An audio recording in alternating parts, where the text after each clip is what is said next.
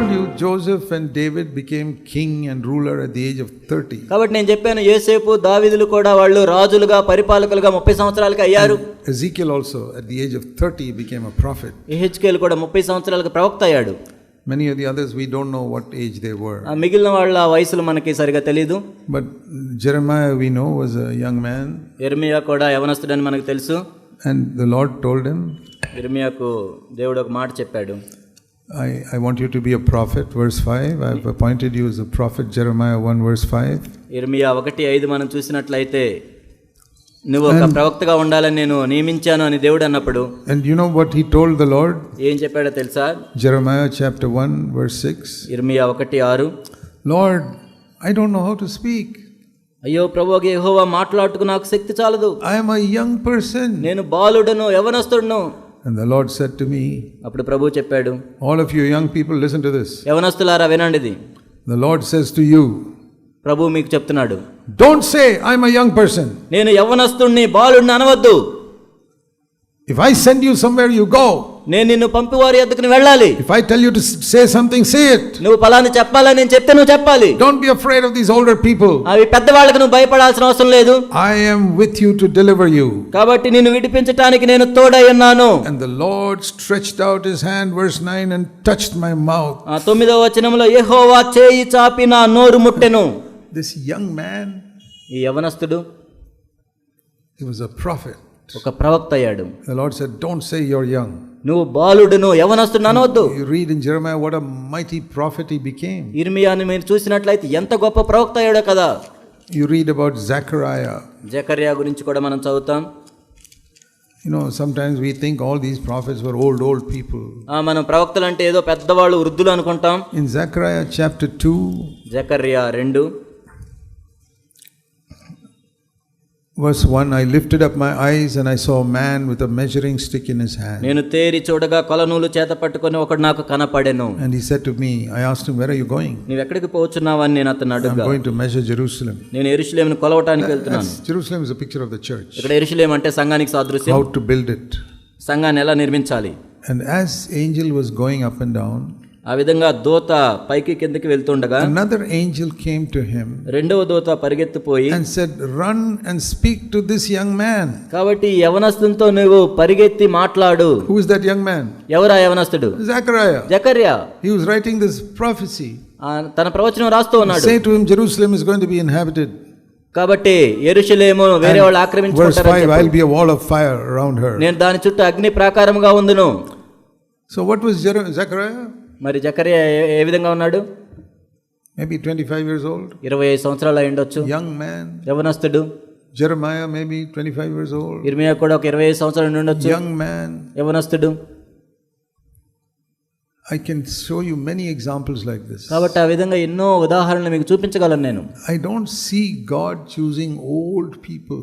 ఏదో పెద్ద వయసులో పెద్ద వాళ్ళని దేవుడు ఏర్పరచుకున్నట్లుగా నేను చూడలేదు. In Genesis and Exodus, yes. ఆదికాండము నిర్గమకాండములో అయితే ఉంది. Abraham was 75. అబ్రహాముకి 75 సంవత్సరాలు. Moses was 80. మోషేకి 80 సంవత్సరాలు. But that is because those people lived up to 175 and 120 and all. ఎందుకంటే వాళ్ళు 120 175 సంవత్సరాలు బతికే వాళ్ళు ఆ రోజుల్లో. See, if a man is going to live up to 175, ఒక మనిషి 175 సంవత్సరాల జీవితం ఉంటే, then at 75 he's a young man. 75 సంవత్సరాలు అంటే యవనస్తుడు బాగా. So we can say Abraham was a young man. Abraham కూడా యవనస్తుడు అని చెప్పొచ్చు ఆ విధంగా. Those days they lived up to 200 years. ఎందుకంటే ఆ రోజుల్లో 200 సంవత్సరాలు బతికారు వాళ్ళు. Nowadays at 70 itself you are an old man. ఇప్పుడు 70 అంటేనే మనం బాగా వృద్ధులమని. So God chooses us when you are 25 30 years old. కాబట్టి 25 30 సంవత్సరాలు ఉన్నప్పుడు దేవుడు ఏర్పరచుకుంటాడు మనల్ని. And I believe that the church needs many young people like that. కాబట్టి అటువంటి అనేక మంది యవనస్తులు సంఘానికి అవసరం. But there was one thing common about Joseph and David and Jesus. యోసేపు, దావీదు, యేసుక్రీస్తు ప్రభువుల్లో ఒక విషయం ప్రాథమికంగా ఉంది. Before they came into their ministry, వాళ్ళు వాళ్ళ పరిచర్యకు వచ్చే ముందు they had a long period of training. వాళ్ళకి ఎంతో సుదీర్ఘకాలమైన తర్ఫీదు ఉంది. I'm sure in Israel also there were many young people like Peter and John and James, many hundreds of them. పేతురు, యోహాను, యాకోబు లాంటి వాళ్ళు అనేక మంది యవనస్తులు ఉంటారు ఇశ్రాయేల్లో. Why did Jesus go and pick one here and one there and one over here like that? ఎందుకు యేసుక్రీస్తు ప్రభు వెళ్ళి అక్కడ ఒకరిని ఇక్కడ ఒకరిని మరొక చోట ఇంకొకరిని? Because God had been preparing those people maybe for 10 years before ఎందుకంటే that. బహుశా దానికంటే 10 సంవత్సరాల నుంచే దేవుడు వాళ్ళకి తర్ఫీదిస్తున్నాడు. God had been watching these young people. ఈ యవనస్తుల్ని దేవుడు చూస్తూ ఉన్నాడు. There is a really wholehearted young man, ఎంతో పూర్ణ హృదయంతో ఉన్న వ్యక్తి John యోహాను, or Peter. పేతురు. Now I will tell my son Jesus to select them. కాబట్టి నా కుమారుడైన క్రీస్తుకు నేను చెప్తాను వాళ్ళని ఏర్పరచుకోమని. That is why they were selected and not others. అందుకే ఆ విధంగా వాళ్ళు ఏర్పరచబడ్డారు, మిగతా వాళ్ళు కాదు. So many fishermen on the coast of Galilee. ఆ తీర ప్రాంతం గలిలయ తీర ప్రాంతంలో అనేక మంది జాలర్లు ఉన్నారు. Maybe 100 of them. 100 మంది ఉంటారు. But he picked only Peter, James and John. That's all. పేతురు, యాకోబు, యోహాను ముగ్గురిని ఏర్పరచుకున్నాడు. And I don't know whether Andrew also was a fisherman. అంద్రియ కూడా చేపలు పడతాడేమో మనకు But తెలియదు. I see him calling Peter, James and John. కానీ పేతురు, యాకోబు, యోహానులు పిలవటం మనం చూస్తాం. And say, come, follow me. నన్ను వెంబడించుడి. But what about all the other 97 people? మరి మిగతా 97 మంది జాలర్లు ఉన్నారు కదా అక్కడ. No, they are not ready. లేదు వాళ్ళు Here are people, I have watched them for the last 10 years. వీళ్ళని నేను గత 10 సంవత్సరాలుగా చూస్తున్నాను. That Jesus prayed and selected people. యేసు ప్రభు ప్రార్థించి ఏర్పరచుకున్నాడు శిష్యులను. The Holy Spirit led him to certain people. కాబట్టి పరిశుద్ధాత్ముడు ఆ విధంగా నడిపించాడు. So even now when the Holy Spirit is moving around, ఇప్పుడు కూడా పరిశుద్ధాత్ముడు తిరుగుతూ ఉన్నాడు. here Andhra, Telangana, Andhra, Telangana ప్రాంతాల్లో he has got his eyes on certain young people. కొంతమంది యవనస్తుల మీద ఆయన కనుదృష్టి ఉంది. He is seeing whether they are faithful in their daily life. వాళ్ళ అనుదిన జీవితంలో వాళ్ళు నమ్మకత్వం కలిగి ఉంటున్నారు. Select them, వాళ్ళని ఏర్పరచుకొని train them for 10 years. 10 సంవత్సరాలు తర్ఫీదిస్తాడు. Then by the time they are 30 years old or 35 years old, they are ready to serve the Lord. 30-35 సంవత్సరాలు వచ్చేసరికి వాళ్ళు దేవుని సేవించడానికి సిద్ధపాటు కలిగి ఉంటారు. When CFC was started in my home, మా ఇంట్లో CFC సంఘం ప్రారంభించబడినప్పుడు I was 35 years old. నాకు 35 సంవత్సరాల వయసే. I was not an old man. There was no gray hair on my head. అప్పట్లో నేనేదో వృద్ధుడిని కాదు, నాకు తెల్ల జుట్టు కూడా లేదు అప్పుడు. And I had the responsibility to lead the church. కాబట్టి సంఘాన్ని నడిపించే బాధ్యత నాకు ఉంది అప్పుడు. And a few years later some other churches came and I had responsibility for them also. కొన్ని సంవత్సరాల తర్వాత వేరే సంఘాలు కూడా ఏర్పరచబడ్డాయి, వాళ్ళ మీద బాధ్యత కూడా నాకుంది. I was not such an old man. నేను అప్పుడు ఏదో వయసులో పెద్దవాడిని ఏం కాదు. But God had begun training me when I was 20 years old. కాబట్టి నాకు 20 సంవత్సరాల వయసు నుంచే దేవుడు నాకు తర్ఫీదు ఇవ్వటం ప్రారంభించాడు. For 15-16 years. 15-16 సంవత్సరాలు. Taking me through so many difficulties, trials. అనేక కష్టాల ద్వారా, పరిస్థితుల ద్వారా, శ్రమల ద్వారా తీసుకెళ్ళాడు. Testing me with women and money and all these things. పరీక్షిస్తూ వచ్చాడు అమ్మాయిల ద్వారా, డబ్బు ద్వారా. So God will test you also. కాబట్టి దేవుడు నిన్ను కూడా పరీక్షిస్తాడు. You may slip and fall, but if you get up and confess, you can still move forward. నువ్వు పడిపోవచ్చు, కానీ వెంటనే లేచి ఇంకా ముందుకు వెళ్ళొచ్చు. See, Peter denied Jesus 3 times, but he still పేతురు ప్రభువుని ఎరుగునని 3 సార్లు బొంకాడు, కానీ తర్వాత ఒక అపోస్తలుగా అయ్యాడు. But God tests us.